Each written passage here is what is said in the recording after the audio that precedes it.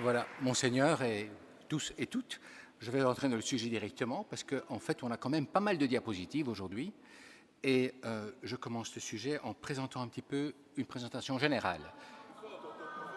On n'entend pas ici, comme ça je dois parler plus propre. Ok, ça va. Je vais faire une présentation générale du SUER. Comme ça, oui. D'accord. Alors, le SUER apparaît comme l'image d'un homme qui a été crucifié, une image donc frontale et dorsale, et on a l'impression que ce SUER qui mesure 4 mètres par 1 mètre possède une inscription extraordinaire d'un cadavre et qui donne en fait une sorte d'image roussie. En fait, ici, le contraste est beaucoup plus grand que ce que l'on voit en réalité. Si vous allez à Turin pour voir le SUER, vous verrez que c'est très, très diffus. C'est plus difficile à voir que ce qu'on voit là. Mais enfin, la photographie permet de faire des contrastes plus visibles. Et c'est une énigme pour la science moderne. Certains y voient le linceul de Jésus de Nazareth. C'est évident, parce que ce que l'on voit là, c'est justement ce qui est écrit dans les évangiles.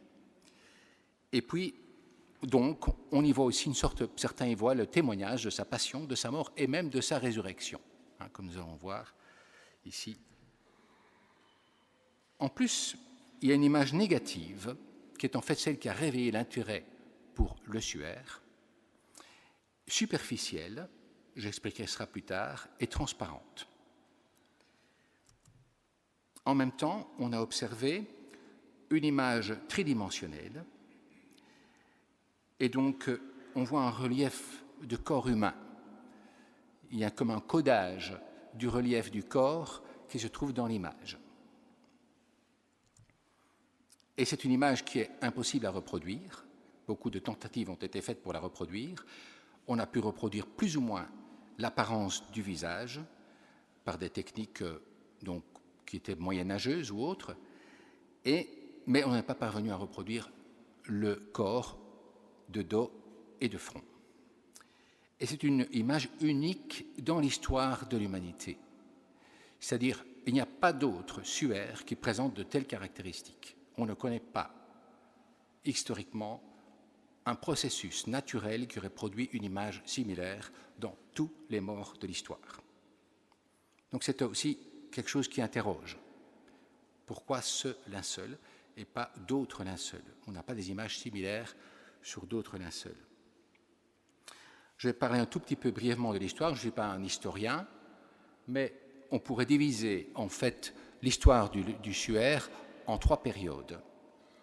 Bon, la période reconnue qui va depuis Lirey jusqu'à nos jours, en passant donc par Turin également, et alors une histoire hypothétique qui est celle du Mandylion, c'est-à-dire un coffret qui contenait un linceul et une représentation qu'on appelait le Mandylion de la crucifixion et du corps du Seigneur, et qui se trouvait à Constantinople. Alors, en fait, l'histoire est incertaine avant jusqu'à 1353. Il y a plusieurs SUER qui ont existé. En fait, on a par exemple le SUER de Compiègne, qui est en fait une copie qui a été détruite en 1848. Le SUER de Besançon est aussi une copie de 1520, probablement une copie du SUER de Turin, qui a été détruite à la Révolution française. Le SUER de Lierre en Belgique, qui est toujours visible, qui est en fait manifestement une peinture en format 1/4, donc l'échelle 1/4, et qui montre en fait le SUER avant un incendie qui a détruit une partie importante du SUER. Donc c'est intéressant aussi au niveau historique pour voir comment se situait le corps de front et de dos avant les parties qui ont été détruites par l'incendie. Et il existe aussi beaucoup d'autres topies, mais en fait le linceul en tant que tel n'est pas copié. C'est-à-dire en tant que tel, je veux dire, on n'a pas une image similaire de ce qu'on voit sur le SUER, comme nous allons le voir aussi. Est-ce copiable d'ailleurs? Parce que beaucoup de gens pensent que ce n'est pas copiable. Purement et simplement, comme on le voit, il y a beaucoup de caractéristiques un peu spécial.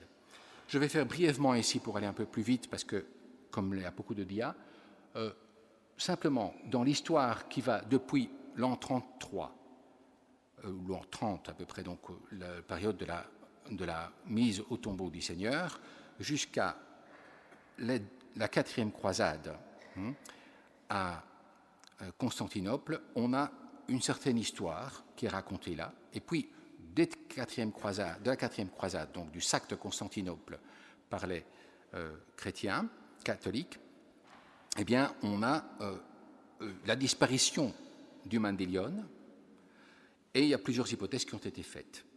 Il y a en fait un trou de 150 ans entre la disparition du Mandylion en 1204-1205 et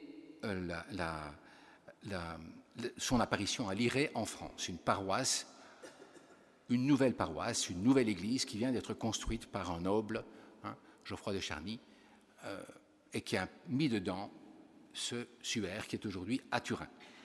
Donc depuis 1353 jusqu'à nos jours, nous avons une histoire pratiquement certifiée. Mais avant 1353, on ne sait pas ce qui s'est passé réellement. Donc tout ne sont qu'hypothèses. Était-ce le Mandylion? Était-ce le linceul qui était dans le coffret du Mandylion? Bon, tout ça sont des hypothèses. Alors, ce qu'il y a, c'est qu'en 1190, comme vous le voyez ici, peut-être, je vais montrer, je ne sais pas si ceci...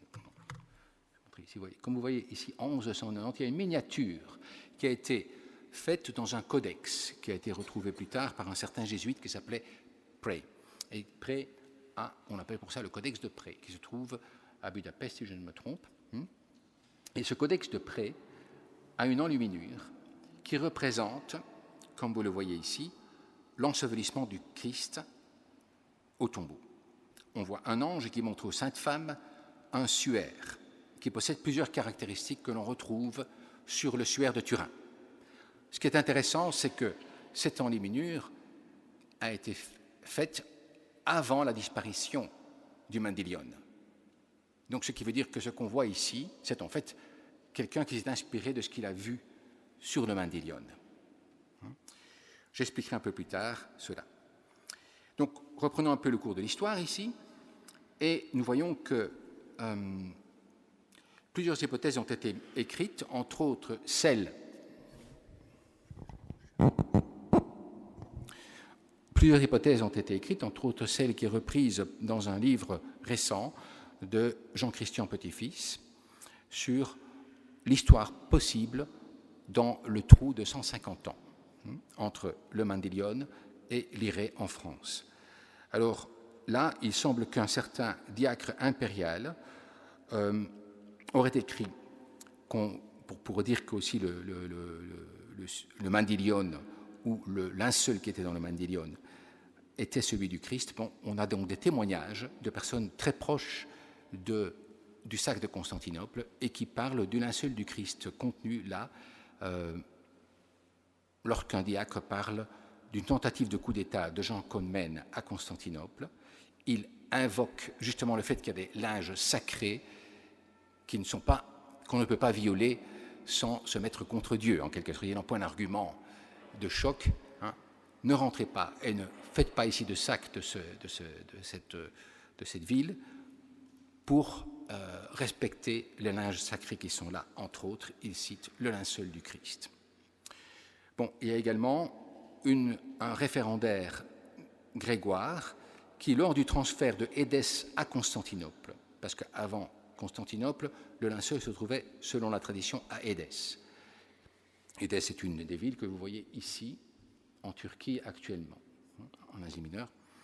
Et donc, là, on parle d'un Mandylion lors de le transfert qui a eu lieu le 16 août 944.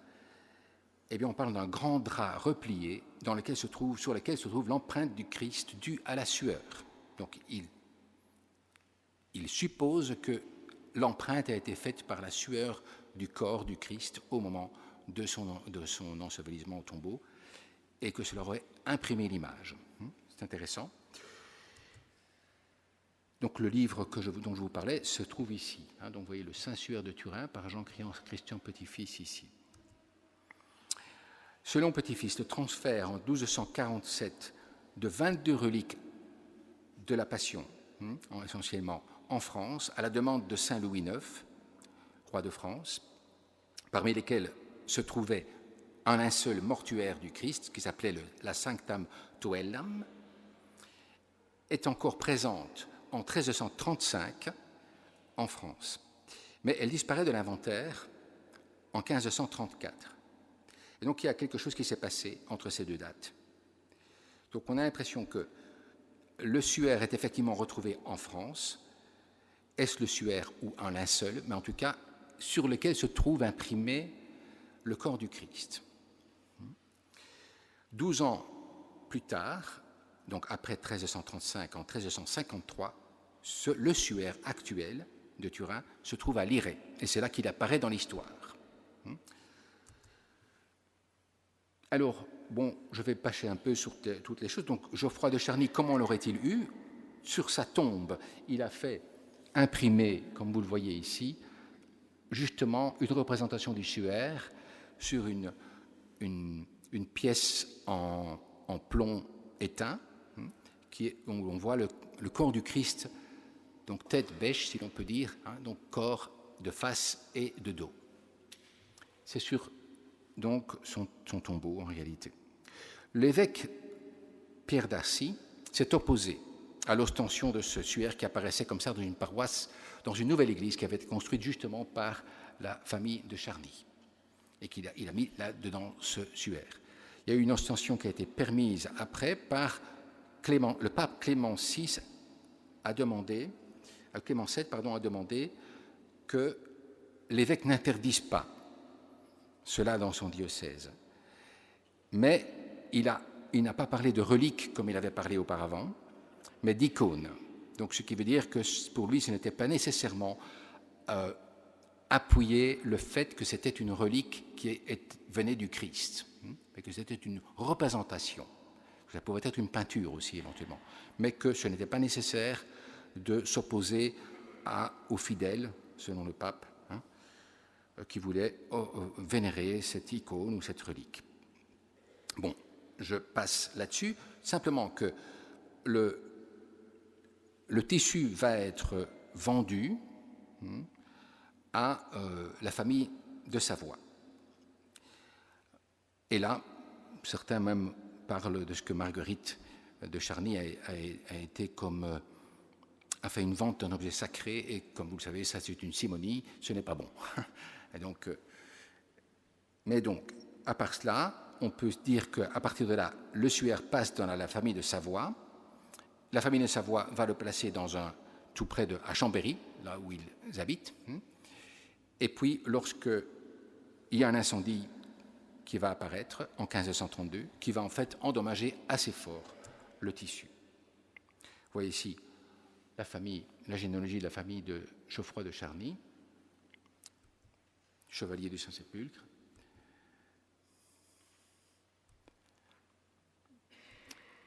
Donc, ici, nous voyons de plus près une comparaison entre l'effigie sur le plomb et ce que l'on voit sur le suaire de Turin. Puis après, qu'est-ce qui s'est passé? Il y a eu essentiellement rien de spécial, sauf que la famille de Savoie s'est déplacée de Chambéry à Turin, et elles ont déplacé aussi le suaire à Turin. Là, il est resté là, il a eu des ostensions, il y a eu pas mal de choses qui sont arrivées, bien entendu, mais qui étaient secondaires. Jusqu'en 1898, où il est photographié pour la première fois par Secondo Pia, un avocat qui était passionné de photographie.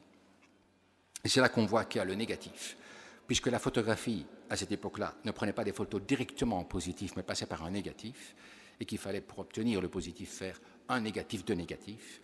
On passait par un négatif, mais avec des plaques assez grandes. Il a regardé la plaque par transparence et il a vu un visage qui était beaucoup plus parlant que ce que l'on voyait sur le suaire. Donc ça l'a vraiment impressionné, ce qu'on voit ici sur le côté.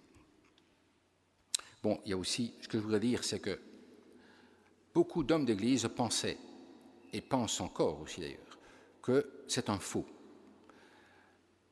Et il était considéré comme un faux par la plupart des intellectuels catholiques, depuis les évêques de Lirey, au XVe siècle, jusqu'à l'encyclopédie catholique du début du XXe siècle, où j'ai reproduit ici derrière un article qui est visible sur Internet en anglais, qui reprend l'encyclopédie de 1912. On parle de là d'un faux qui est une peinture ou impression du Moyen-Âge. Alors, la photo éveille l'intérêt scientifique. Et donc, on passe d'une sorte de linge qui est vénéré par la piété populaire à une analyse scientifique. Il y a un éveil scientifique. Donc, ce n'est pas l'Église qui a voulu, disons, faire apparaître ce linceul au niveau scientifique. C'est la science elle-même qui, en faisant une photo par négatif, a dit, mais comment est-ce que c'est possible qu'un peintre ait pu penser à faire un négatif? On ne peint pas en négatif, on peint en positif. Aucun peintre n'a jamais peint en négatif. Donc c'était le problème. Et ça a éveillé automatiquement l'intérêt scientifique pour comment s'est formée l'image, comment est-ce un négatif, et voilà. Alors, il y a bien entendu l'art qui a été inspiré, je vais passer un peu sur cela. Entre autres, ici, on voit au VIe siècle, 7e siècle, au début du 7e siècle, sur justement une ombrelle qui servait à protéger le pape lorsqu'il passait au soleil ou quoi. Et il y avait des dessins, entre autres. Et il y a un dessin qu'on a retrouvé sur une de ces ombrelles du 7e siècle qui représente le Christ en position comme sur le suaire, ici en bas. Je ne sais pas si on voit ici, voilà, ici en bas, position comme sur le suaire. Ensuite, il y a aussi des pièces de monnaie qui ont été frappées où on voit le Christ qui possède un pied, le pied à 90 degrés. C'est pas normal. En fait, ça pourrait correspondre à une mauvaise lecture du pied sur le suaire. Où on voit une tache de sang qui ici. Voilà, comment est-ce que je passe ici, évidemment. Voilà, ici, sur le suaire, il y a la tache de sang ici, pour donner l'impression qu'il y a un pied un peu dévié. Bon, il y a des signes comme ça aussi. Par exemple, sur une pièce de monnaie du XVIIe siècle également, on voit une disposition de la figure du Christ sur une tapée, et on voit des ressemblances avec donc la dissymétrie sur la chevelure, du même côté, également la tache sur les mèches sur le front, les yeux un peu plus ouverts, la pommette comme gonflée. Donc vous voyez, il y a et aussi en bas la chemise. Donc on voit qu'il y a toute une série de petites caractéristiques qui ont l'air d'être prises du suaire, du Mendélion probablement à cette époque, bien entendu. Alors également, on voit une structure un peu spéciale sur le front, ici, je ne sais pas si vous voyez ici, donc je la remarque pour la faire remarquer plus facilement. Il y a une structure un peu spéciale qui vient probablement de ce qu'on a inscrit des choses sur le suaire. Donc, il y a eu des inscriptions ou des dessins qui ont été faits. On ne sait pas très bien ce qu'il y avait, mais en tout cas, il y a cet aspect-là. Ce qui remarque, en fait, dans toutes les icônes qui sont apparues après le VIe siècle, on remarque une structure similaire sur le front de toutes les icônes. Le Christ, avant ces icônes, portait des cheveux courts à la romaine. Et c'est à partir de ces icônes-là qu'on voit un Christ qui ressemble plus à ce qu'on voit sur le suaire, au moment où il apparaîtrait à Édesse, justement. Avec également les structures sur le front en V, qui n'est pas une structure courante pour l'être humain, et qu'on retrouve sur pratiquement tout. Donc, vous voyez là, du côté gauche, une représentation du Christ antérieur à Édesse, et sur les autres, vous voyez toutes les icônes ce que l'on voit aussi dans ces fameuses églises, eh bien, qui représentent en fait le Christ. Pour parler un petit peu de cet aspect donc, du Codex de Pré, voici ce qu'on voit sur le Codex de Pré et ce qu'on voit sur le suaire. Alors, une première chose que l'on peut remarquer ici, c'est la structure en arête de poisson, qui est le modèle de tissage qui a été employé pour le tissu que l'on voit actuellement. C'est un système donc, dans lequel les fibres de lin, les fils de lin sont tissés avec une trame 3-1 en arête de poisson. Voici ce que l'on voit sur le suaire et voici comment on le représente ici. On dirait que quelqu'un a remarqué ces structures grossières dans le tissage. Deuxième chose que l'on remarque, c'est les trous qui se trouvent ici. Vous voyez les trous qui se trouvent là, que l'on retrouve donc sur l'enluminure du Codex de Pré et que l'on retrouve également sur le suaire. Le suaire, en fait, a probablement été vénéré. On l'a mis peut-être sur un autel, c'est comme ça qu'on explique ces trous que l'on voit là. Et un charbon, en cognant l'encensoir ou quoi, hein, eh bien, un charbon est tombé sur le suaire. Et alors on a voulu le chasser, hein, mais il a fait plusieurs trous sur le suaire, qui étaient justement pliés à ce moment-là, ce qui fait que les trous ont percé. On sait qu'il était plié en 4, puisqu'on voit la structure des trous. Par exemple, en bas, on voit plus de trous en bas, ce qui signifie que c'était plus proche. Donc il était probablement avec le dos au-dessus. On avait plié le tissu en 4 et on l'avait mis avec le dos au-dessus. C'est là qu'il y a les trous les plus importants, que l'on remarque aussi sur l'enluminure ici, qui serait en fait celle du Mandylion, puisque c'est avant, cette enluminure est antérieure au sac de Constantinople.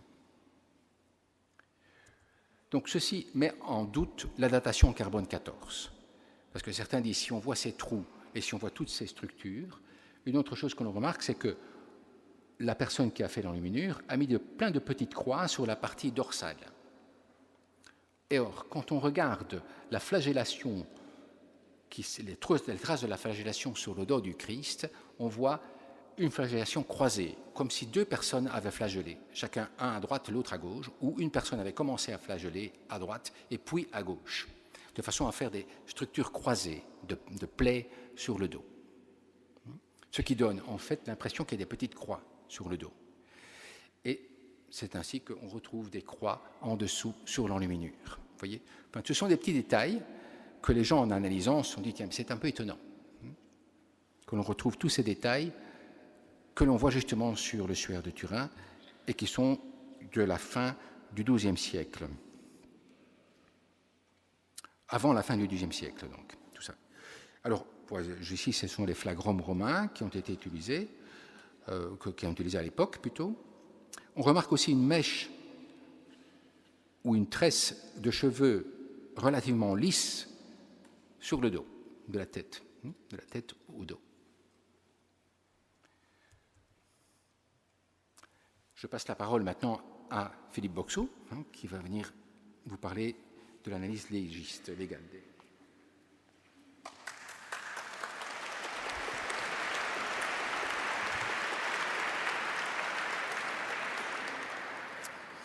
Aujourd'hui, vous avez une conférence à deux voix. L'un est croyant, l'autre est athée, et je vous laisse deviner qui est qui. Alors, dans mon chef, je compte m'en tenir à des éléments strictement objectifs et à vous présenter les choses telles que la science les présente, sans plus, sans me prononcer plus avant. J'estime que le reste est un acte de foi que certains d'entre vous peuvent faire parce qu'ils y croient et que d'autres d'entre vous ne voudront pas faire parce qu'ils n'y croient pas. Et aujourd'hui, l'état de la science ne permet de toute façon pas de conclure de façon définitive. Donc là, je vous donne déjà la solution de la conférence. Bonne soirée.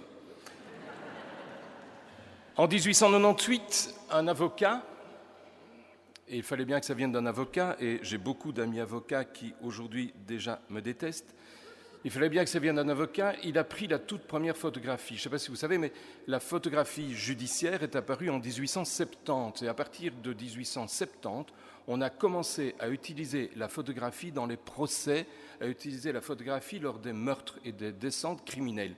Donc la photographie est quelque chose qui est bien connu. Elle n'appartient pas encore au commun, n'appartient pas encore à tout le monde, mais elle peut appartenir à des gens qui ont les moyens, effectivement, de l'utiliser. Et M. Segundo Pia fait partie de ces gens. Vous l'avez ici en bas à droite. Segundo Pia a pris avec l'appareil photo que vous avez en haut à gauche, et c'est bien celui-là. Et si vous allez un jour à Turin, eh bien je vous engage à aller voir le musée du Suaire de Turin. D'abord, les gens qui vont vous accueillir sont très agréables. Ils parlent à peu près toutes les langues, donc si vous ne savez pas parler une autre langue que le français, pas de problème. Et ils vous présenteront un film dans votre langue qui vous présente le musée avant que vous n'accédiez au musée. Vous y verrez d'ailleurs cet appareil photo. Vous y verrez aussi le maître-autel que je vous présente là, mais le Suaire n'est aujourd'hui plus dans le cadre tel qu'il était à l'époque. Ça, c'est la photographie que Segundo Pia a prise. Quel fut son étonnement lorsqu'il a vu qu'en fait, le Suaire était fait pour être vu non pas en positif, mais en négatif. À tel point qu'il est apparu évident à tout le monde qu'en fait, on le voyait en négatif et que le négatif photographique était en fait le positif vrai de l'image. Ce que, comme l'a dit l'abbé Daller, n'avait jamais été fait ni même entrevu jusqu'alors. Segundo Pia s'est fait vouer aux gémonies. On a dit qu'il avait trafiqué. Un biochimiste français est venu spécialement de Paris jusqu'à Turin pour évaluer les produits qu'il avait utilisés pour révéler la photo. Et il a démontré que les produits qu'il avait utilisés pour réaliser la photographie étaient des produits corrects, ceux dont se servait dans la photographie à l'époque et dont on s'est encore servi bien tardivement, aussi longtemps que la photographie numérique n'a pas pris le pas sur la photographie argentique. Donc il n'y avait pas de souci. Et néanmoins, il a été traîné dans la boue. Il en a terriblement souffert jusqu'à ce qu'il soit lavé. On y reviendra plus tard. Néanmoins, il arrive à produire cette image avec en bas le négatif, en haut le positif, qui révèle à tout le monde l'image d'un corps supplicié tel que le Christ l'a été en son temps, selon la lecture des évangiles. Eh bien, cette image-là a fait le tour du monde, et cette image-là a fait connaître le Suaire de Turin plus que quelque autre image jusqu'alors. Il était globalement ignoré de la population. D'abord, on ne se déplaçait pas comme aujourd'hui. Ensuite, évidemment, les moyens de communication n'étaient pas non plus ceux qui sont aujourd'hui.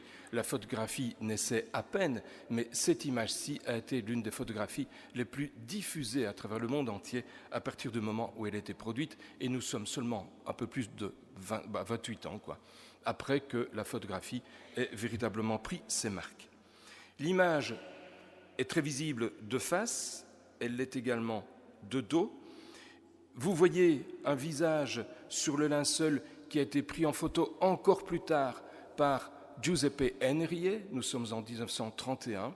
Et en 1931, eh bien, la photographie était passée dans l'air du temps. On ne se posait plus de questions. Tout le monde était habitué à voir des négatifs photographiques. Ça ne posait plus question. Et donc, Segundo Pia a été lavé de tous les soupçons qui pesaient sur lui. Il avait à peu près 70 ans. Il est mort quelques années après, mais il a eu au moins la satisfaction de bénéficier d'un non-lieu.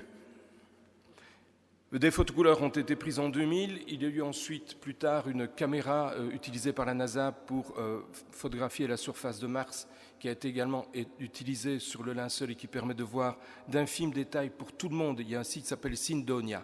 Vous pouvez aller voir et vous verrez les détails que cette caméra permet d'observer à tous les états du linceul, à tous les endroits du linceul. C'est véritablement quelque chose de phénoménal. Aujourd'hui, le linceul est à la portée de tout le monde. Aller le voir à Turin, c'est une chose qui marque. J'y suis allé en 2010, j'ai vu le linceul de tout près.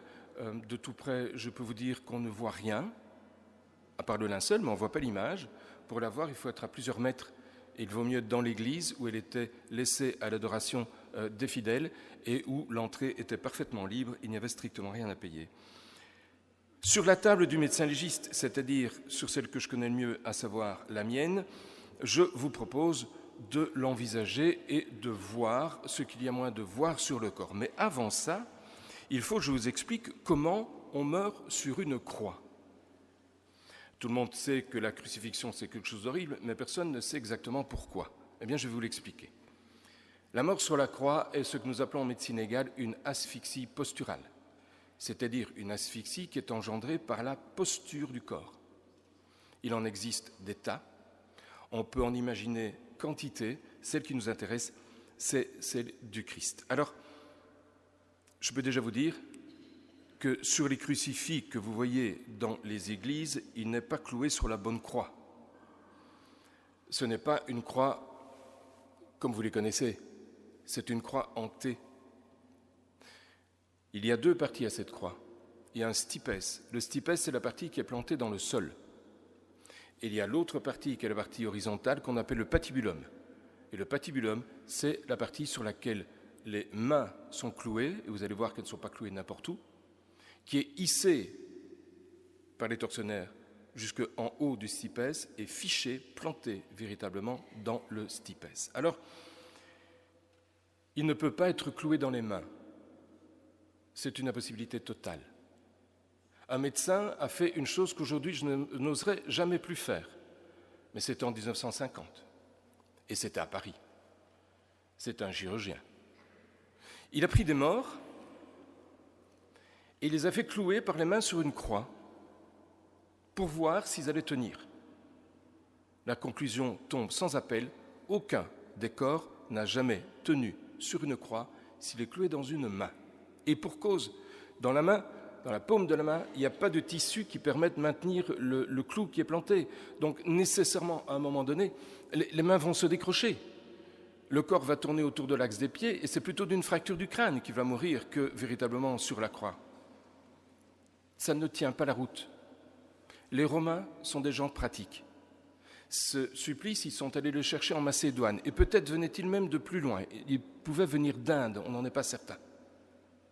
Et ils plantaient les clous dans les poignets, dans un espace que l'on appelle l'espace de Desto. C'est un chirurgien qui a découvert cet espace. Et le chirurgien en question, qui avait déjà cloué des gens morts, évidemment, sur des morceaux de bois, a fait la même chose, mais cette fois-ci dans les poignets. Et à chaque fois qu'il plante le clou se dévie vers cet espace de Desto. Donc on peut penser qu'effectivement, c'est bien à cet endroit-là, dans ce fameux espace, que le clou a été planté. J'adore ce crucifix. C'est un crucifix qui a été attribué un peu tardivement, mais néanmoins à Michel-Ange, et que vous trouverez dans la Basilica del Santo Spirito à Florence. Vous pourrez le visiter moyennant une petite obole à remettre aux moines qui en gardent l'entrée. Il n'y a pas non plus là il faut que je le lise parce que c'est un mot que je n'arrive pas à retenir, de suppédaneum. Alors c'est quoi cette affaire-là? C'est le petit morceau de bois que vous voyez ici sur la croix et qui se trouve en dessous des pieds. C'est une invention. C'est une invention qui date du XIVe, XVe siècle, une invention d'artiste pour faire plus joli. Parce que sinon, vous devez clouer les pieds directement sur la croix, c'est-à-dire au contact de la croix. Et dans ce cas-là, vous avez un angle que font les genoux qui n'est pas beau sur un crucifix. Donc on a redressé, si vous voulez, l'axe des pieds pour redresser l'axe des genoux et faire en sorte que l'aspect soit plus joli, même si, objectivement, c'est quelque chose d'absolument atroce. Il s'agit quand même d'une torture, clairement. Voici un des cadavres qui a été accroché par mon confrère dans les années 1950. Et voici un crucifix tel qu'il devrait apparaître, avec les deux pieds bien cloués directement sur la croix, sans suppédaneum. Et vous voyez qu'il y a suppédaneum, oui, voilà, j'y arriverai un jour, et vous voyez que les genoux sont particulièrement fléchis. Donc sur la croix, il meurt d'une asphyxie posturale. C'est une asphyxie qui s'explique de la manière suivante. Quand vous êtes cloué sur la croix, ce que je ne souhaite à personne, vous devez tirer sur les bras pour pouvoir dégager les poumons, pour pouvoir respirer. En même temps, vous poussez sur les pieds. Dans la position où sont les pieds, vous ne tardez pas à avoir mal, très mal, à la fois aux pieds et aux poignets. À un moment donné, vous allez réduire les mouvements respiratoires parce qu'on s'épuise, et en réduisant les mouvements respiratoires, ce qui se produit, c'est que le CO2 que votre respiration doit dégager vers l'atmosphère ne l'est plus suffisamment, et que l'oxygène que votre respiration doit capter dans l'atmosphère pour servir aux cellules de notre organisme à fabriquer de l'énergie, eh bien, on ne le capte pas assez. Vous avez déjà tous connu une situation similaire. Vous avez déjà tous fait de la course à pied, un jour dans votre vie à tout le moins, et vous avez déjà tous eu une pointe au côté. Eh bien, c'est ça. La pointe au côté, C'est le moment où vous n'avez plus suffisamment d'oxygène et qu'il y a trop de CO2. Et à ce moment-là, sans entrer dans les détails, notre organisme fournit une certaine substance qu'on appelle de l'acide lactique et qui est un véritable poison pour les cellules. Et c'est cet acide lactique, c'est cette accumulation d'acide lactique qui crée la douleur. Alors c'est une pointe au côté, nous on s'arrête. On est en dette d'oxygène, comme on dit. Ça veut dire qu'il faut qu'on rattrape la quantité d'oxygène qui manque. On est à l'arrêt, ça va aller. Vous respirez vite, votre cœur bat vite aussi, parce qu'il s'agit de faire circuler le sang très vite pour que l'oxygène arrive partout. Et puis, votre respiration va se calmer, votre cœur va se calmer, vous allez arrêter de transpirer, vous allez devenir moins rouge. Ça, c'est exactement ce qui se passerait si on avait descendu de la croix à ce moment-là. On n'a pas descendu de la croix.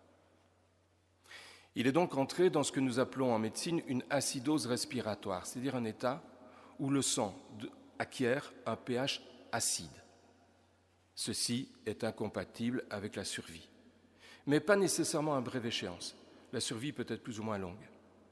Et donc, la personne qui est crucifiée, au fur et à mesure de son état et en fonction de son état de fatigue, en fonction de sa constitution, va pouvoir résister plus ou moins longtemps à cette carence d'oxygène, mais va voir se développer progressivement au cours du temps une crampe qui va affecter tout l'organisme, tout le corps. C'est la mort en acidose respiratoire. Ça fait un mal de chien, si vous me passez l'expression. Ça fait vraiment très mal, à telle enseigne d'ailleurs que les nazis, dans les camps de concentration, ont repris cette torture, non pas en clouant sur la croix, mais en faisant mettre les juifs et autres détenus les mains vers le haut, attachés, tractés à 10 cm de haut, pas plus. Il suffit que les pieds ne touchent plus le sol. Et il se produit exactement la même chose par déficit ventilatoire. Voilà comment on meurt en croix, avec une position sur la croix qui est celle-là. Les deux pieds sont bien cloués sur la croix, directement sur la croix. Les clous sont bien dans les paumes des mains et le corps est parfaitement droit. Et pourquoi est-ce que la tête est parfaitement droite ? Eh bien, à cause des raideurs musculaires, à cause des crampes. Il n'est pas possible, quand on est en état de crampe de cette manière-là, que la tête soit penchée à gauche ou à droite. Elle est forcément dans l'axe. C'est très important, tout ça, parce qu'on va revoir tout ça sur le suaire de Turin. Et puis, quant au Christ, l'évangéliste Jean nous décrit, arrivé à Jésus, ils constatèrent qu'il était déjà mort. En fait, Pilate a été un peu surpris que Jésus soit déjà décédé. Ce n'est pas habituel qu'on meurt si vite. Mais il faut dire aussi qu'il avait ramassé quelques coups de fouet avant, qu'il avait d'une certaine manière considérablement affaibli. Donc ce n'est pas étonnant qu'il meure vite quand même. Ils ne lui ont pas brisé les jambes, ce qui était leur habitude. On passait avec une grosse masse et on cassait les jambes. Les jambes, ce sont les tibias. De cette manière-là, plus question de pousser sur les jambes pour respirer, et la mort s'ensuivait dans les minutes qui arrivaient. Il le frappa d'un coup de lance, il le frappa au côté, et aussitôt il en sortit du sang et de l'eau. Qu'est-ce que je n'ai pas lu sur cette sortie de sang et d'eau ? Les choses les plus stupides que j'ai lues, mais bon, voilà, c'est pardonnable évidemment, c'est que le sang sédimente dans le cœur. Bon, en post-mortem, c'est-à-dire une fois qu'on est mort, le sang n'est plus dans les capillaires, il n'est plus dans les artères, ça veut dire qu'il n'est plus dans le cœur gauche, il ne se trouve plus que dans le système veineux, c'est-à-dire dans le cœur droit, la partie droite du cœur. Et l'idée, c'était pour ces auteurs que dans la partie droite du cœur, le sang sédimentait.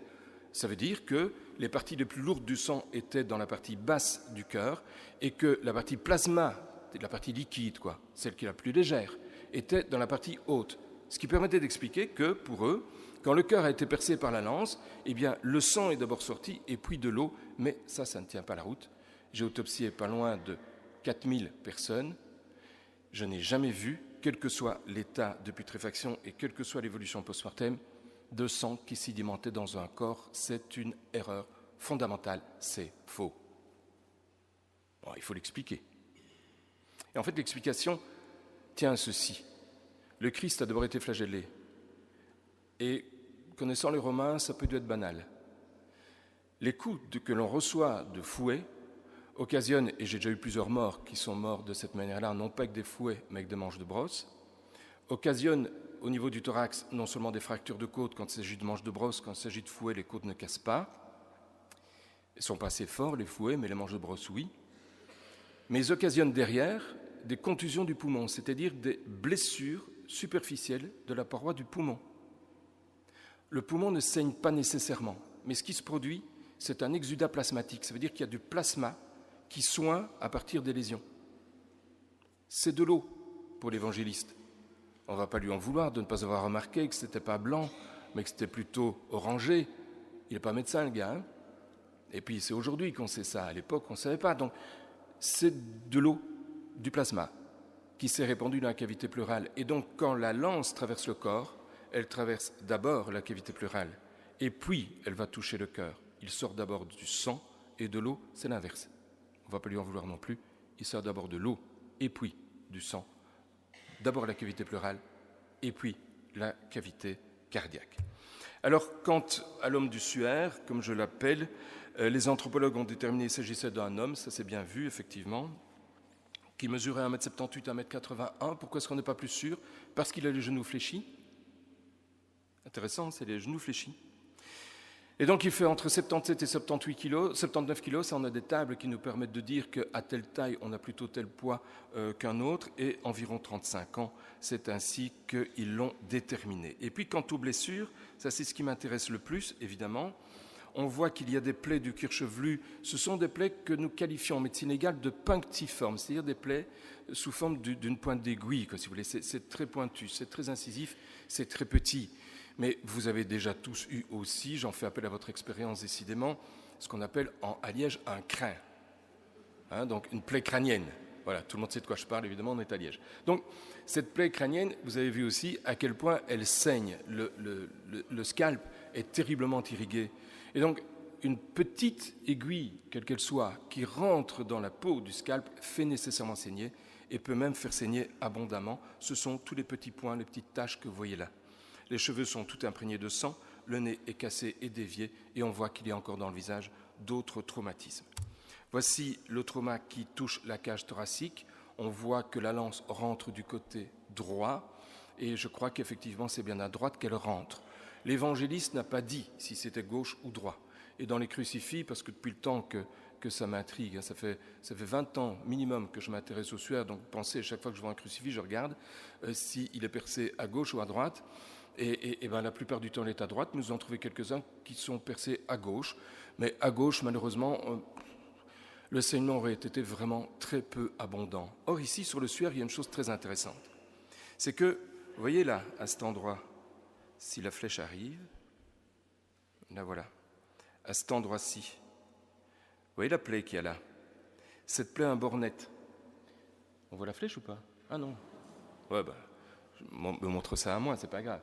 Vous voyez la plaie, ici?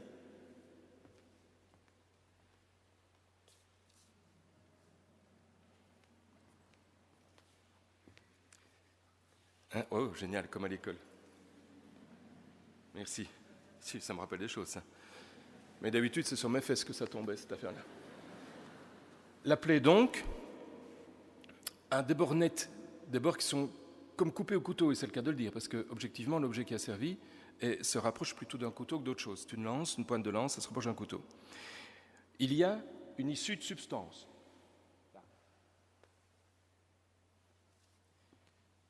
Cette substance que vous voyez là, cet écoulement, a été analysé. C'est-à-dire qu'on a fait des prélèvements. Et on a constaté qu'il contenait du sang, des globules rouges, mais pas beaucoup, qu'il contenait beaucoup de plasma, beaucoup de bilirubine. La bilirubine, c'est une substance que produit le foie, notamment lors d'états de stress très importants. Et ici, le moins qu'on puisse dire, c'est qu'on est dans un état de stress très important. En clair, cette plaie, si elle est fausse, le faussaire est génial.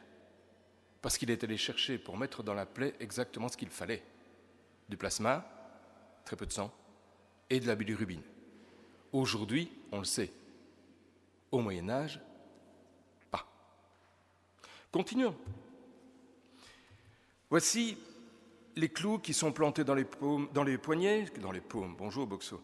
Ici, c'est bien les poignets, et regardez les traces de sang, les écoulements de sang qui se font le long des bras. Ils ne sont pas symétriques.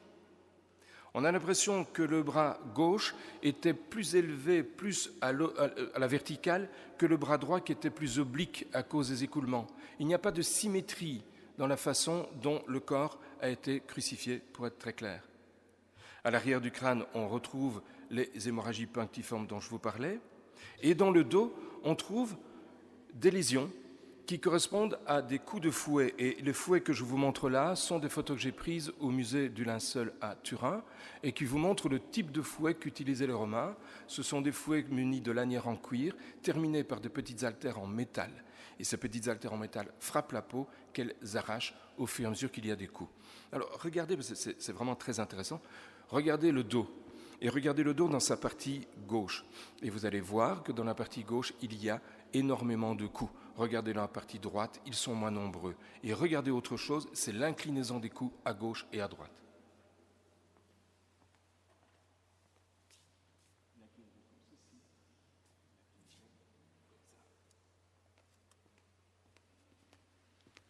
Les coups à gauche sont plus inclinés que les coups à droite.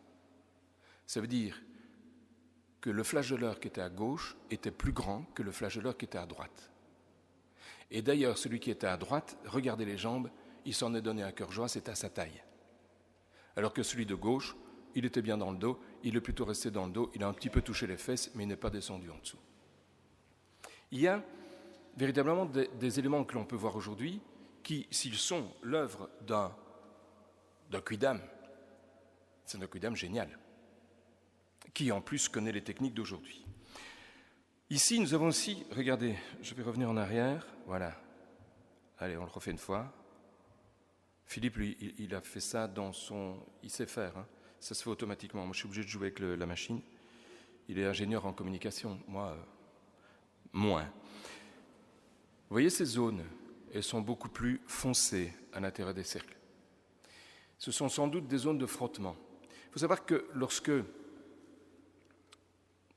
le Christ s'emprunte de la Via Dolorosa, qui n'est pas celle qu'on vous montre aujourd'hui à Jérusalem, mais enfin voilà, elle fait quand même pas loin de 300 mètres, il doit porter sa croix.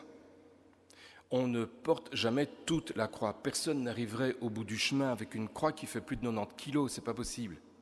On porte le patibulum, c'est-à-dire la partie horizontale, celle sur laquelle les poignets seront cloués.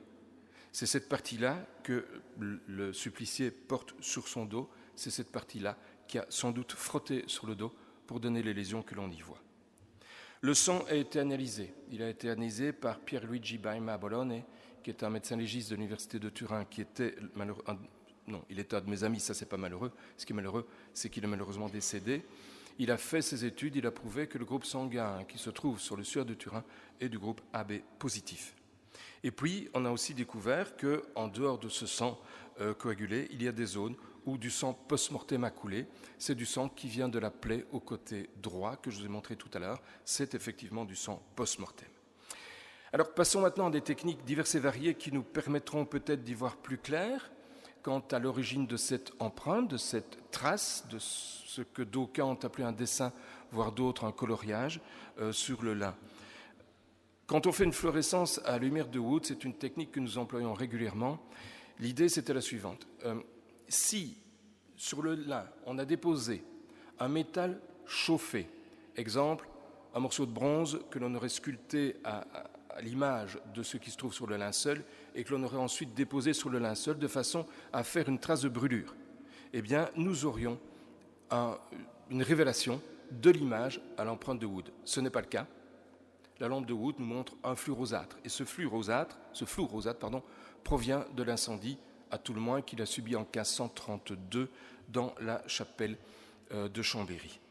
On fait une fluorescence aux rayons X, et les rayons X, c'est quelque chose de génial. Vous avez déjà tous passé une radiographie, et vous savez que les rayons X sont arrêtés par la densité, c'est-à-dire par les objets denses, ils ne traversent pas. C'est ainsi qu'on visualise les os. Par contre, ils traversent très bien votre poumon, et en jouant sur la densité et l'intensité plutôt de rayonnement X, on arrive à être de plus en plus fin dans l'approche des tissus mous. Ici, ce que l'on a fait en fluorescence, c'est d'examiner l'ensemble du tissu pour voir s'il y avait, à hauteur de l'empreinte, une augmentation de densité. Ça voulait dire quoi, c'est une augmentation de densité? Ça veut dire qu'alors, on aurait pu imaginer que quelque chose avait été déposé pour créer l'image. Peinture, que sais-je, n'importe quoi, mais que quelque chose avait été déposé, qu'il y avait eu un ajout.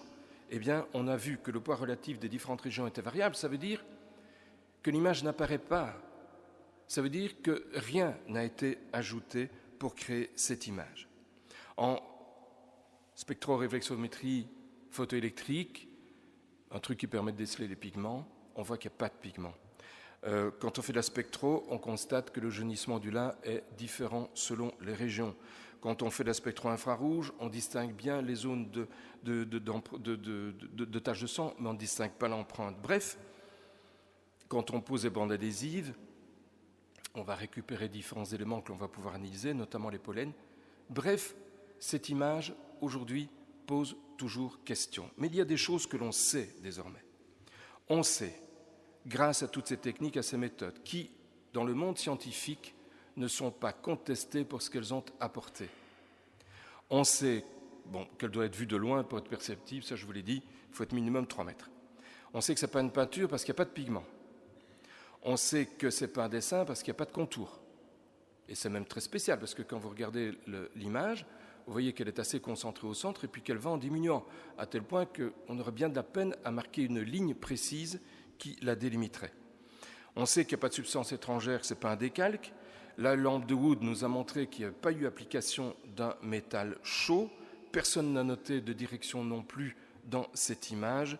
Et par contre, on a pu démontrer que l'image peut être obtenue par une déshydratation, oxydation acide déshydratante des groupes carbonyles des fibres de lin. Vous n'avez pas compris? C'est pas grave. Oxydation acide, ça veut dire que les fibres de lin sont attaquées, sont touchées par une substance oxydante, comme peut l'être la sueur, qui doit être acide. Or, je vous ai dit que le Christ meurt en acidose respiratoire. Alors, quand on meurt en acidose respiratoire, le pH ne tombe pas à 1, ce n'est pas de l'acide chlorhydrique. Il tombe à 6, 5, par là, c'est déjà franchement très mortem, ça. Mais c'est suffisant. Il faut savoir que la sueur est le reflet, le pH de la sueur est le reflet du pH du sang. Et donc, si notre sang est acide, notre sueur le sera aussi. Et c'est pour ça que c'est très intéressant de voir dans l'histoire que nous a raconté le père Daller que dès le début, on a pensé que c'était la sueur qui a pu produire cela. Parce qu'aujourd'hui, les scientifiques disent oui, effectivement, la sueur a pu le produire. Oui, effectivement, la sueur peut être à l'origine de l'image. Mais il reste quand même quelque chose. 2 choses, en fait. La première, c'est que la coloration est très faible. Elle est vraiment très peu profonde. Et elle ne transperce pas le tissu. Or, la sueur transperce le tissu. Donc, le lin, c'est très fin. C'est très, très fin. Quelqu'un qui a bien sué, comme c'est le cas du Christ en croix, normalement, il aurait dû transpercer le tissu. Ici, ce n'est pas le cas. C'est quelque chose de très superficiel. Chaque fois qu'on a essayé de reproduire une image en utilisant ce procédé, on obtient une espèce de tache avec une altération des fibres de lin qui correspond parfaitement à celle du linceul d'ailleurs, mais qui n'a pas la beauté de l'image que nous voyons ici sur le linceul.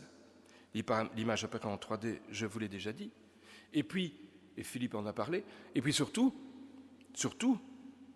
il faut facilement 3 ans pour que l'image apparaisse. Alors en laboratoire, on peut hâter les choses, ce n'est pas un problème. Mais si c'est le linceul du Christ, celui qui s'est emparé du linceul, n'avait pas l'image lorsqu'il s'en est emparé. Elle est apparue plus tard. Retour à Philippe, et puis je reviens. Merci Philippe.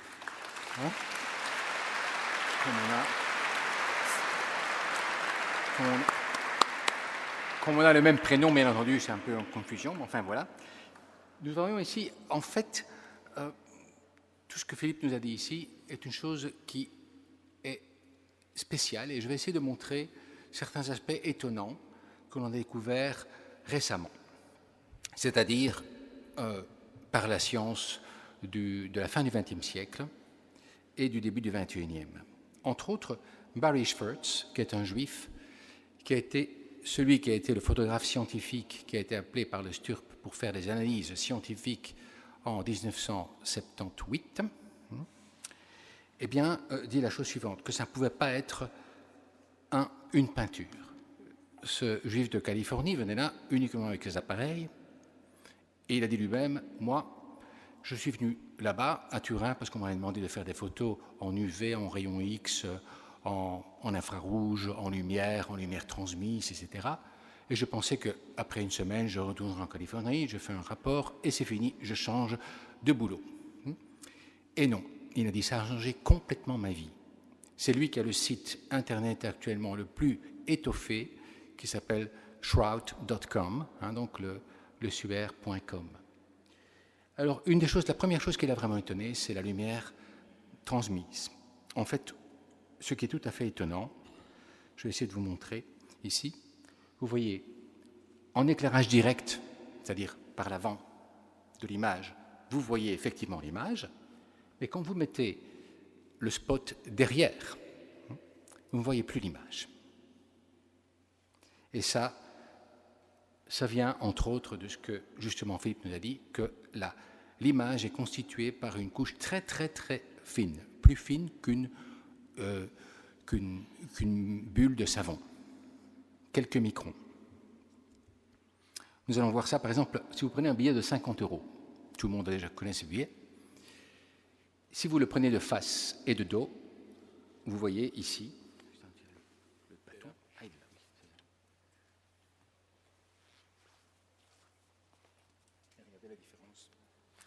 vous voyez la différence par transmission de lumière. Donc quand vous regardez à travers, devant une vitre par exemple, vous regardez le billet, vous voyez la déesse Europa qui est là. Ce qui est plus étonnant, c'est aussi ce qu'on pourrait appeler l'hologramme qui se trouve sur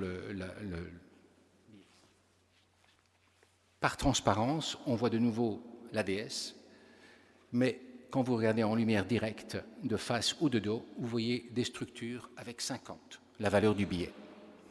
Alors je vous dis ça, c'est une chose importante, parce que dans le fond, on peut appliquer ça sur beaucoup de peintures, d'œuvres d'art.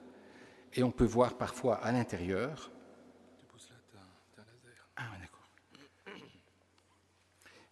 Oui. Attendez, bouton du haut, ici, Pops, tu l'as mis ici. Donc là, le rouge, tu vois. Ah, ça, d'accord, oui, d'accord. Parce qu'on ne le voyait presque pas. Donc, en fait, vous voyez ici, quand on met, vous avez des structures internes, comme par exemple ce filigrane ici, que l'on ne voit pas en lumière externe. Donc, on voit qu'il y a une troisième couche interne au billet. Alors, ce qui est intéressant, c'est que si l'on fait l'analyse en ultraviolet, vous avez également de la fluorescence dont a parlé Philippe, qui permet de voir des endroits où il y a de la lumière qui est émise. Donc on prend de la lumière ultraviolette, on illumine le billet et on voit des luminescences. Alors qu'est-ce qui se passe avec le suaire? Vous voyez ici, par lumière transmise, on ne voit plus l'image, mais on voit les taches de sang et on voit les traces d'incendie. Mais l'image étant tellement fine, on ne la voit pas. Donc c'est l'inverse de ce qu'on voit avec le billet de 50 €, où on voit la déesse Europa par transparence. Ici, on voit l'image, et quand on l'élimine par transmission, on ne la voit plus. Alors, quand Barry Schpertz a vu ça, il a dit « j'ai jamais vu ça ». Aucune œuvre d'art, et c'est un spécialiste de détection des faussaires, il a dit « j'ai jamais vu ça, ça ne peut pas être une peinture, c'est impossible ». Deuxième chose aussi qu'il a vue, par un éclairage en UV direct, l'image disparaît. C'est-à-dire qu'il n'y a pas cette image qui apparaît. Ce qu'il y a aussi, c'est qu'on a analysé ce qu'on appelle, ça c'est un article d'il y a 2 ans, les photographies UV qui ont été faites par la fluorescence ultraviolette. Donc c'est-à-dire on illumine en lumière noire, qu'on ne voit pas avec nos yeux, la lumière ultraviolette, et après une lumière due à la fluorescence qui apparaît. Les tubes fluorescents font ça également. On prend de la lumière ultraviolette et ça donne de la fluorescence. Alors cette fluorescence apparaît, mais de façon tout à fait spéciale. Entre autres, l'auteur de l'article, ici Thomas McAvoy, a remarqué qu'il y avait une corrélation entre cette fluorescence, l'intensité de la fluorescence, et le taux de carbone 14 qui ont été donnés par les mesures de carbone 14 pour dater le tissu. Alors là, c'est une chose qui a été un peu vue comme une bombe dans les 2 ou 3 dernières années au niveau scientifique. Je vais montrer cela un peu plus tard. Donc, ce sont les articles qui ont été parus dans Applied Optics, ici. Ce qui est important, c'est qu'il remarque des propriétés uniques sur la variation de la fluorescence UV, qui est plus intense sur le côté droit, la face dorsale, le centre du corps, et qui a une corrélation de presque 1, donc ça veut dire une corrélation quasi totale, entre la variation spatiale du taux de C14, mesurée dans les échantillons, et donnée aux 3 laboratoires pour la datation. Nous allons voir la datation un peu après. Et donc, ça signifierait qu'il y aurait une contamination du tissu, qui ne donnerait pas un taux de carbone 14 uniforme sur tout le tissu, puisque les images UV montrent qu'il n'y a pas une fluorescence uniforme sur tout le tissu. Maintenant, il faudrait vérifier ça. On ne sait vérifier ça que sur 10 cm, c'est-à-dire l'endroit qui a été pris pour faire la datation du carbone 14 sur le tissu. Mais sur 10 cm, il y a une variation importante, qui est tellement importante que c'est maintenant cela qui remet en question les conclusions du carbone 14 faites en 1989. Donc McAvoy montre ici la corrélation qu'il existe sur l'échantillon, qui a été ici, c'est par Zoom, il faisait une conférence, et donc la variation que vous voyez ici, c'est la corrélation qui existe entre la fluorescence et la datation au carbone 14, les dates que l'on obtient des 3 laboratoires. Je vais vous montrer aussi, ceci je ne vais pas trop en parler, ce sont les histoires de pollen qu'on voit également sur le tissu, l'aragonite travertine qu'on retrouve aussi en dessous des pieds, on retrouve une poussière au niveau des pieds, qui est en fait une poussière qu'on retrouve aussi à Jérusalem, à peu près la même composition, c'est une pierre calcaire extrêmement poreuse qui se trouve dans les tombes. Du temps du Christ, il y avait des tombes qui étaient exploitées, maintenant ce n'est plus le cas, mais il y a encore cette poussière d'aragonite qui se trouve là. On retrouve également des traces de bois de chêne, de particules de myrrhe sur la nuque. Des pollens. L'histoire des pollens est également assez controversée pour le moment. Les pollens les plus importants que l'on retrouve sur le tissu, c'est été analysé par l'Université hébraïque de Jérusalem. Donc ce sont des Juifs qui ont fait cette analyse, mais après une analyse qui avait été faite par Max Frey en Suisse. Et ils reprennent à peu près les mêmes conclusions que Max Frey, avec une donnée scientifique supplémentaire. On retrouve énormément de pollen. Selon Baruch, les professeurs de l'Université de Jérusalem, Avinoam et Danin, on voit ici les plantes qu'ils ont trouvées, qui sont les pollens des plantes qui se trouvent dans la zone de l'Asie mineure et qui ne se trouvent pas à Lirey, Turin ou Chambéry. On retrouve des pollens dessus. Les pollens n'ont été découverts comme étant significatifs d'une plante qu'après l'invention du microscope, c'est-à-dire vers le XVIe, XVIIe siècle. Donc, à l'époque de Lirey, on ne pouvait pas imaginer que les pollens identifieraient des plantes. Donc, c'est-à-dire, le faussaire aurait dû faire quelque chose un peu prédire que l'on allait pouvoir donner ces plantes et découvrir ces plantes. La plante qui, selon eux, est la plus abondante, c'est Gundelia tourneforti, qui ne pousse qu'en Palestine, Turquie, Pakistan, c'est-à-dire dans la zone désertique. Il s'agit en fait un pollen d'une plante qui est un chardon du désert. Des chardons qui se défendent des agressions du désert par des pics et des boules sur les fleurs. Comme vous avez vu la photo tantôt.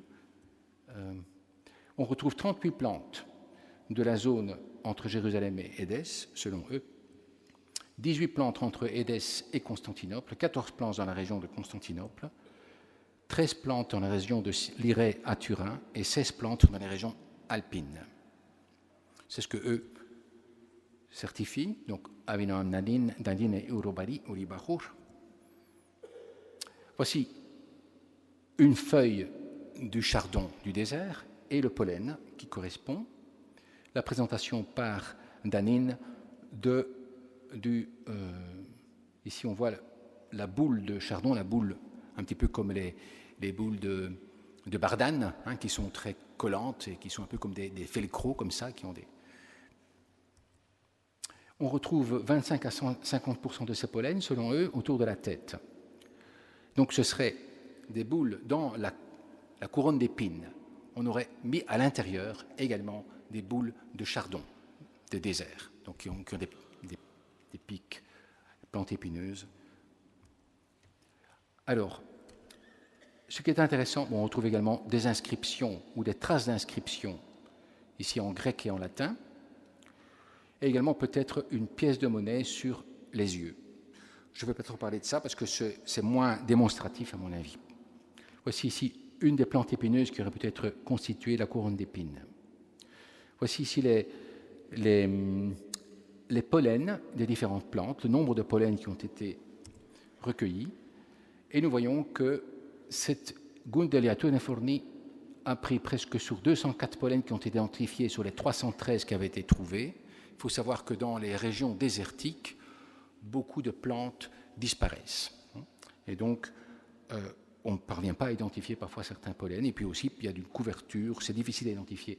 Le problème qui se passe ici, c'est que ça a été mis... Le fait que ce soit Gundelia tourneforti, pratiquement le tiers des pollens qui se trouvent dessus, a été mis en doute par le fait que ce pollen ressemble très fort à un autre type de pollen d'une plante plus universelle, comme nous allons le voir ici. Donc, Marcia Boy, qui est une Espagnole, a dit en 2016 que les pollens qu'elle voit là-dedans, ce n'est pas celle de Gundelia tourneforti, comme le disait l'université hébraïque de Jérusalem, mais celle de Helichrysum, qui est une plante entomophile comme celle-ci, mais qui servait plutôt à... on embaumait les corps avec de l'huile qui était recueillie par pression des fleurs, et donc du pollen aussi, qui allait dans ce... Et donc en embaumant les corps, on pouvait très bien avoir une quantité de pollen très importante dans cela.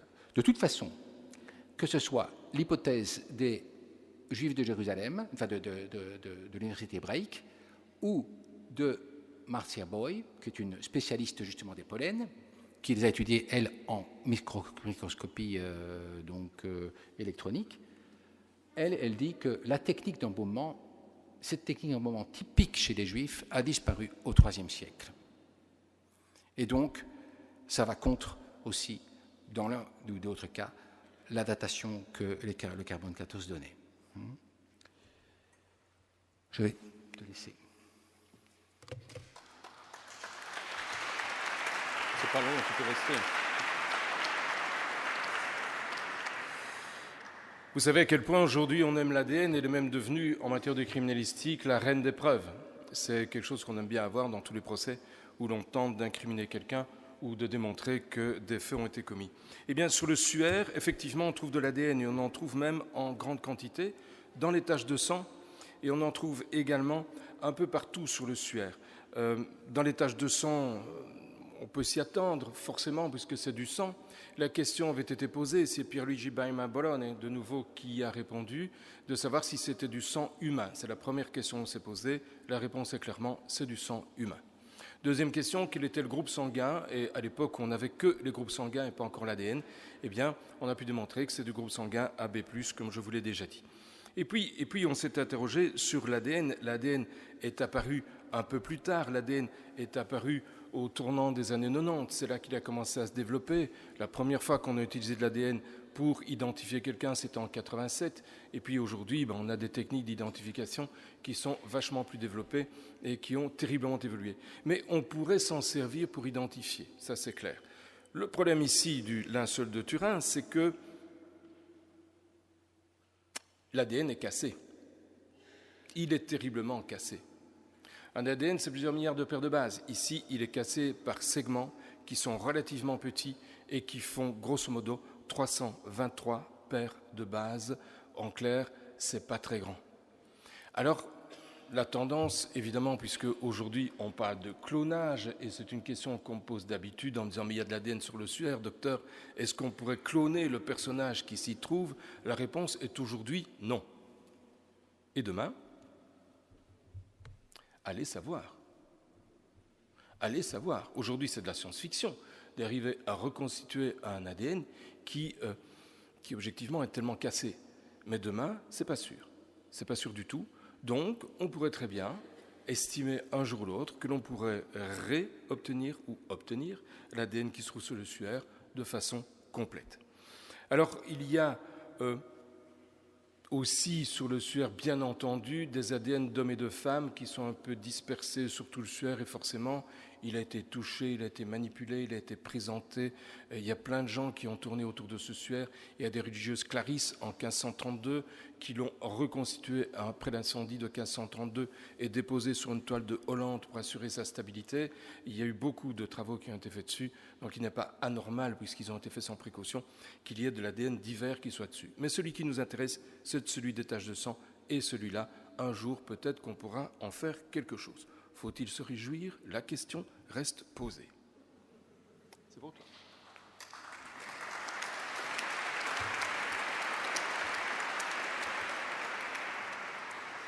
Donc, tout le monde a parlé également du suaire en 3D. Je me suis intéressé à ça quand j'étudiais l'imagerie électronique. Et effectivement, j'ai pu vérifier qu'on peut obtenir une image en 3D. Je vais vous montrer un petit peu comment ça fonctionne, simplement.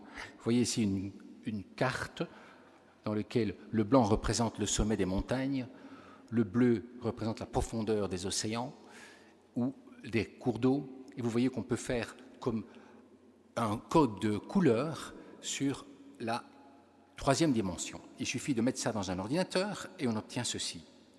Donc vous obtenez, quand vous faites ceci, l'ordinateur est capable de calculer un relief à partir de là, comme vous le voyez. Et donc, c'est ce qu'on peut appliquer également au suaire. Mais ici, ce n'est pas un code de couleur, c'est un code d'intensité de brunissement, de roussissure. Et alors, on obtient un relief, comme on peut le montrer, comme ici, par exemple, Giovanni da Burelli a fait. Il a filtré, il obtient ceci comme image. Bon, moi-même, j'ai fait ces images-ci.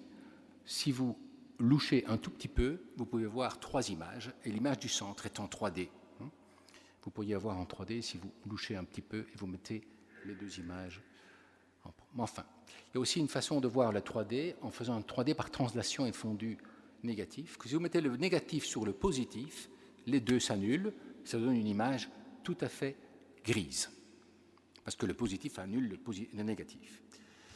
Par contre, quand vous bougez un petit peu ces deux, vous voyez apparaître quelque chose comme en relief. Donc en bougeant de quelques pixels les 2 images, vous obtenez un 3D apparent. Mais aussi, vous pouvez mettre plus que 2 images.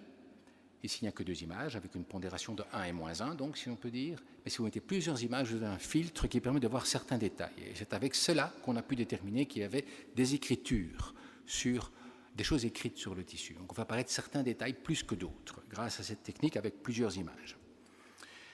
Ensuite, de l'autre côté, c'est tout à fait étonnant. On a dit que l'image était très superficielle, mais il y a une image de l'autre côté. C'est ça qu'on se demande comment elle a pu se produire. De l'autre côté, il y a également une image beaucoup plus diffuse, mais que l'on voit également.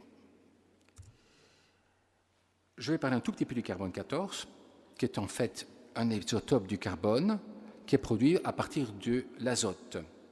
Donc vous avez 3 isotopes importants de carbone dans votre corps. Quand vous mangez de la viande ou n'importe quoi, il y a beaucoup de composants carbonés. Et vous obtenez là-dedans du carbone 12, du carbone 13 et du carbone 14. Le carbone 12 et le carbone 13 sont stables, le carbone 14 est instable, ça veut dire qu'il disparaît.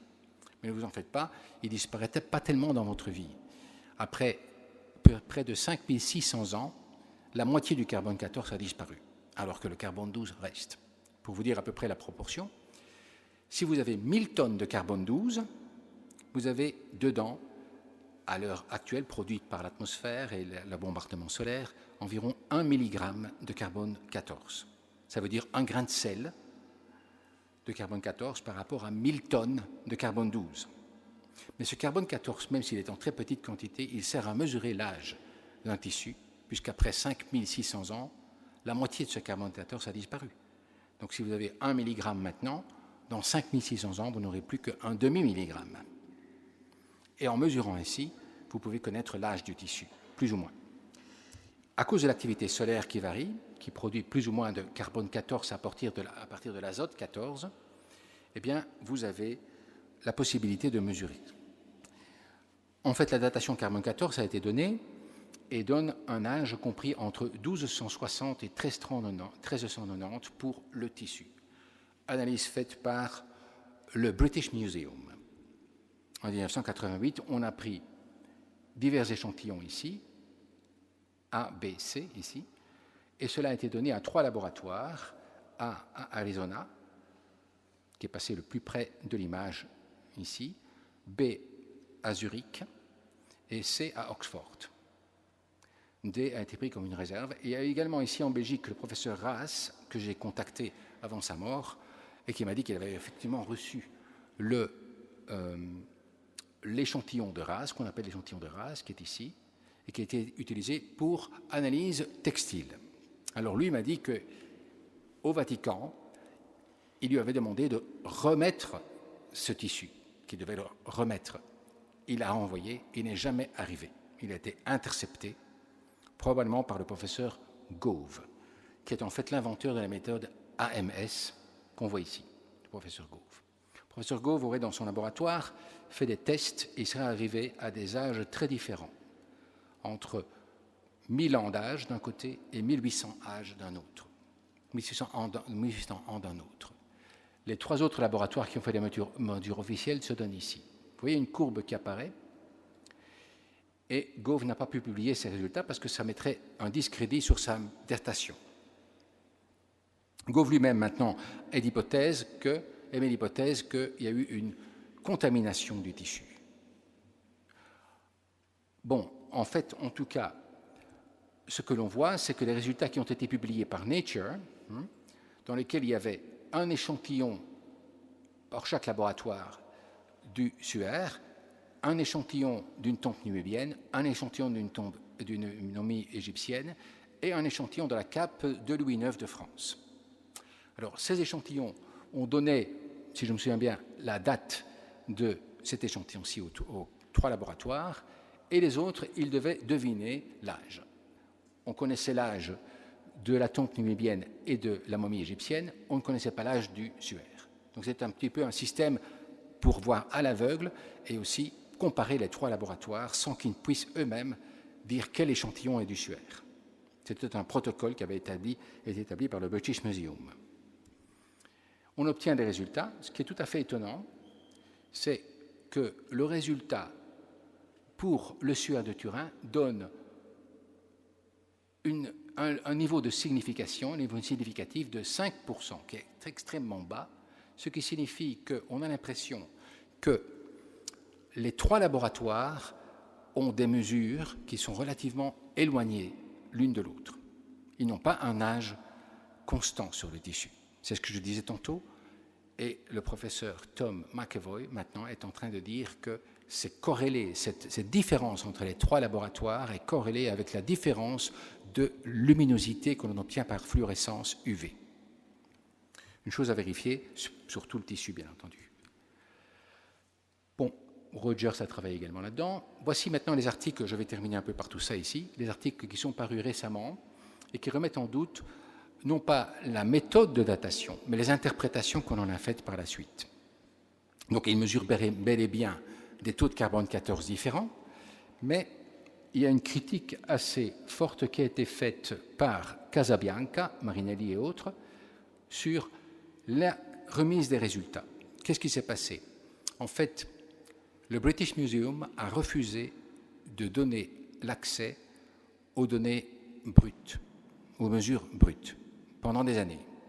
Il y a eu une loi qu'on appelle the Freedom of Information Act en Angleterre qui impose les personnes qui font des systèmes d'expertise ou autre pareil de pouvoir avoir une contre-expertise, donc de pouvoir donner accès à une contre-expertise. Et c'est ce qui s'est passé. Divers donc, spécialistes de datation carbone 14 ont obligé le British Museum à transmettre les données brutes pour pouvoir refaire les calculs. Ils ont remarqué qu'il y avait des erreurs dans ce que le British Museum avait transmis.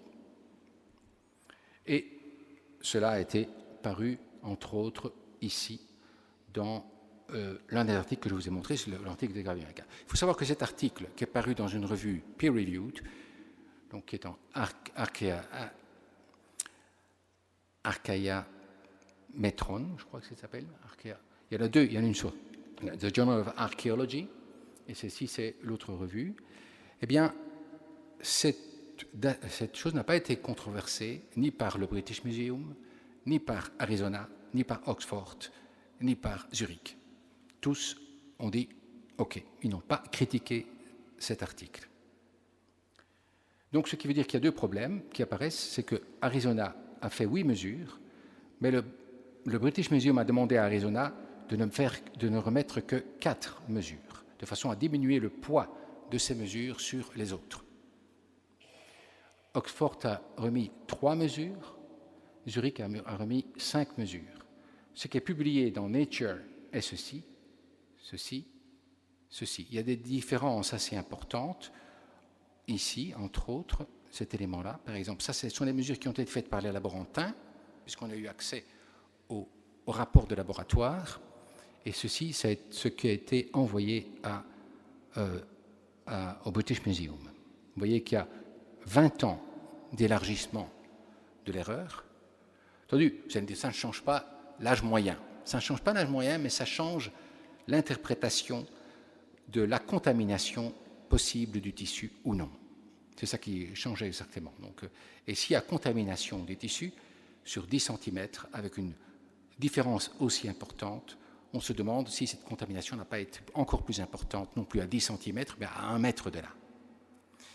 Et donc on a l'impression que si la fluorescence que l'on voit est corrélée à cela, à ce moment-là, on a l'impression que la datation donnerait des résultats non fiables pour avoir une datation. C'est-à-dire la mesure de C14 ne sert pas fiable pour la datation puisqu'il y a une variation de taux de C14 sur toute la surface du tissu qui est non uniforme. On voit aussi que les données de Zurich ont été augmentées de 595 à 679 ans ici. Bon, enfin, vous voyez ici, ce sont les données qui sont apparues et qui ont été publiées récemment dans ces revues. La revue Entropy aussi a remis ça également. Bon, je vais passer. Il y a aussi, on a remarqué qu'il y avait des tissus, des traces de coton également dans le lin. Ce qui n'est pas impossible. Hein. On a également, certains ont dit que la datation est fausse. Bon, il y a eu des gens qui ont parlé beaucoup de ça. Giulio Fanti a fait une datation non liée au carbone 14. En regardant la résistance des tissus, il arrive à une datation qui serait 33 avant Jésus-Christ, plus ou moins 250 ans, beaucoup moins précise que carbone 14. Mais sa méthode est controversée aussi. Elle n'est pas certifiée encore à niveau scientifique. Et puis, il y a eu également lors de l'anniversaire. Donc, Barry Schwertz, c'est le fameux photographe juif dont je vous ai parlé. Donc, voici le site. Il suffit d'aller sur son site. Il a une quantité énorme d'articles sur ce site à propos, et des articles de toutes sortes sur le suaire de Turin. Il a fait une conférence à Rome, à la Via della Conciliazione, un TEDx, qui se trouve sur Internet, qui vaut la peine de voir aussi. Il explique un petit peu comment ça a changé complètement sa vision, non seulement du Christ, mais aussi la vision du suaire qu'il avait. Alors, on a également un musée du suaire de Turin qui est apparu également pendant l'année 21, lors du Covid. Bon, je ne vais pas passer ça. Il y a quelques articles qui essaient d'expliquer également si le Christ était en train de ressusciter lorsque l'image s'est produite. Bon, ce sont des hypothèses, tout cela, que certains scientifiques pourtant avancent. Conclusion. Nous allons conclure ici. Eh bien, donc, il y a eu toutes ces choses dont on vous a parlé, qui sont tout à fait étonnantes. Et c'est pour moi un signe, tout cela. Il y a comme un signe, il y a un Caravaggio ici, où on a mis dedans le doigt de Judas, mais pas sur le Christ, mais pas dans le côté du Christ, mais on a remplacé le Christ par le suaire. Donc, c'est un signe, parce que pour moi, ce n'est pas plus que... C'est pas vraiment un miracle. On voit quelque chose de physique, là, on ne voit pas quelque chose d'extraordinaire. Ça ne va pas hors des lois de la nature, tout cela. Non, ou c'est pas au-dessus des lois de la nature. Simplement, on ne parvient pas à le reproduire. Et on voit que ce suaire, dans l'Évangile, est la première manifestation pour les apôtres de la résurrection du Christ, puisque Saint Jean court avec Pierre au tombeau, et qu'est-ce qu'il voit? Le suaire. Et en voyant le suaire, Pierre a encore des doutes, mais Jean pas. Il dit, c'est pas possible que le suaire soit resté comme ça. Et avec cette position, on aurait pris le suaire avec le corps, celui, si quelqu'un l'avait volé. Et pourquoi voler un cadavre? C'est tout un problème, voyez. Une autre chose aussi que le Christ a dit à un moment donné, il sera donné à cette génération que le signe de Jonas, qui demandait un signe au Seigneur. Le signe de Jonas, c'est justement le signe de la mort et de la résurrection. Et donc c'est un peu, ça fait penser également à ça. Certains ont émis que le suaire serait comme un signe. Alors conclusion, c'est un signe qui est faible, qui n'est pas nécessaire pour le salut, où il y a une incertitude sur le lieu et la date de l'origine de l'image, mais on voit là-bas aussi la faiblesse, l'humilité et le silence de Dieu aussi face à la mort,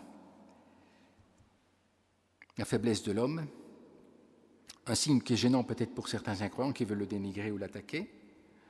Certains y voient une fraude diabolique, mais on se demande comment un chrétien aurait pu, parce que voilà, la plupart des personnes disent qu'il faut avoir crucifié quelqu'un pour faire ce faux.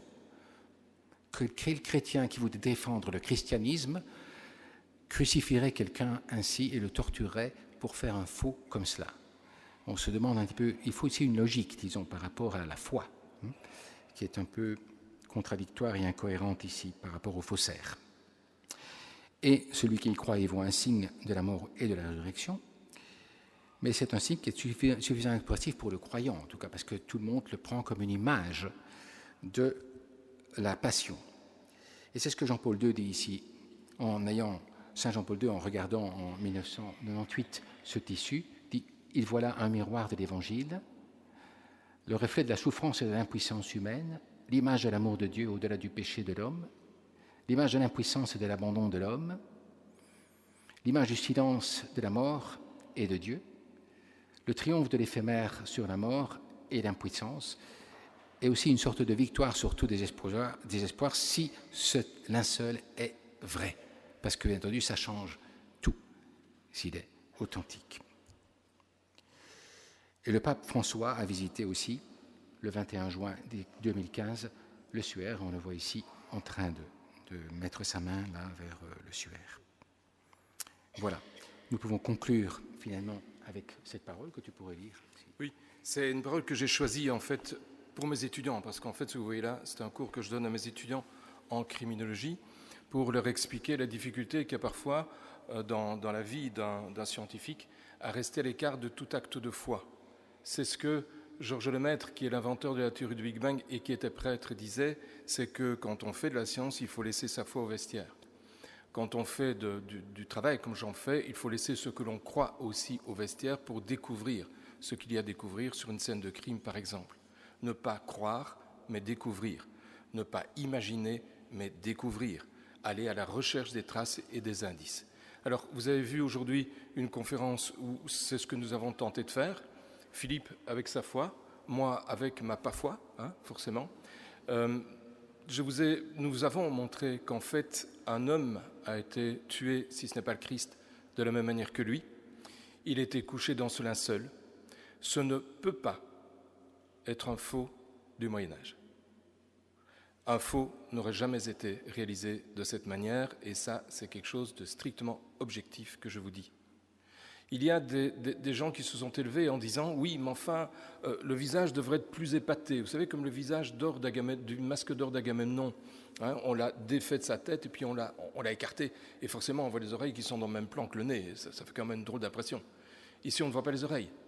C'est quand même étonnant qu'on ne voit pas les oreilles. Non, c'est normal. Quelqu'un qui a les cheveux pleins de sang, quand je le couche sur ma table d'autopsie, les cheveux restent pleins de sang, ils restent tout raides. Les oreilles sont cachées. Si je veux récupérer la vision des oreilles, je dois lui laver les cheveux, parce qu'à ce moment-là, le sang se délite, il s'en va, il ne sèche plus, il est mouillé, donc il part. Et je retrouve les oreilles. Oui, mais c'est quand même pas normal, on ne voit pas ses organes génitaux.